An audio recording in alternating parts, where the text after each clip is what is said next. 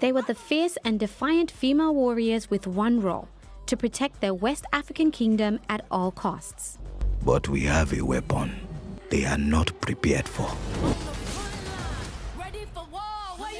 And now their story has come to the big screen in the form of Hollywood movie The Woman King, starring Viola Davis, South African actress Thuso Mbedu, and Ugandan actress Sheila Atim. I'm at Leicester Square in London, known for famously rolling out the carpet for Hollywood actors. This time though, the lights will be shining on the stars of a movie, bringing the little-known story of these remarkable African women to life. The Agojie were from the Dahomey Kingdom, now modern-day Benin.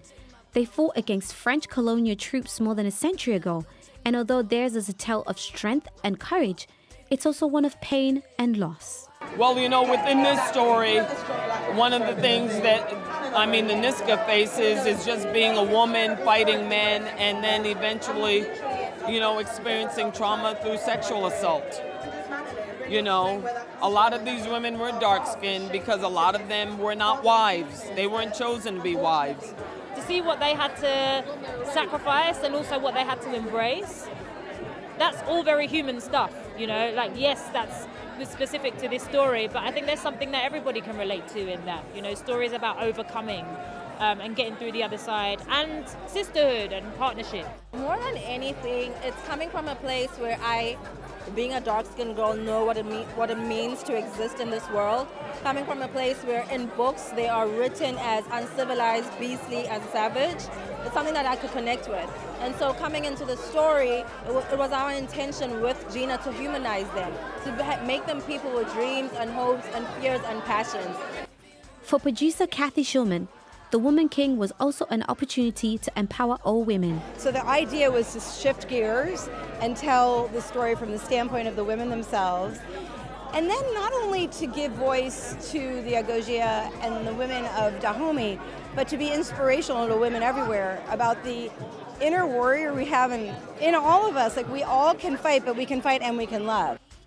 The movie had an exclusive screening in Cotonou in Benin, which received positive reviews. It reminded me that women in general are very combative. We just sometimes let ourselves be discriminated against, intimidated. We are afraid to speak up, whereas in reality, we can do great things. To see and hear the Dahomey, to see how it brings us back to our roots, to our history, with the statue of the Amazon warrior, with Baia Guerra at the airport. Everything brings us back to our roots. Frankly, it's the same dynamic and the feeling of national pride, the feeling of patriotism above all. Some have argued, however, that the movie hasn't shown the full picture of the Agojie's brutality, abducting fellow Africans for the king to sell to European slave traders. The research was done. There's lots of aspects of the Agojie and Dahomey that you will see in this film, and I think that that's why it's moving people. Most of the people who have that criticism have not seen the movie. They've decided not to see. They've made a blatant judgment, but most of the people who have seen the movie see that we have addressed it. We have 2 hours and 6 minutes. And I think that everything from the voodoo... And it's entertainment. Yes. It's entertainment. It's not a history lesson. Agojie represent those people who were anti-slavery at the time, and many of them were, and many people in the community in general. As a matter of fact, only 3.5% of the slavery, slaves came from that particular community at that time. And so I think it's a question of, what you choose to tell when you're doing historical fiction. We didn't ignore it, we weren't frightened of it, but we also didn't emphasize it because our story is about heroism. The Woman King is a first, a Hollywood film telling an African story with a cast predominantly composed of black women.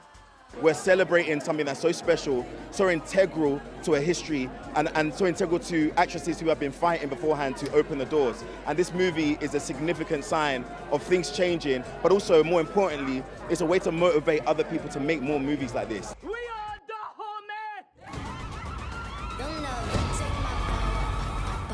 Nyasha Michelle, BBC News.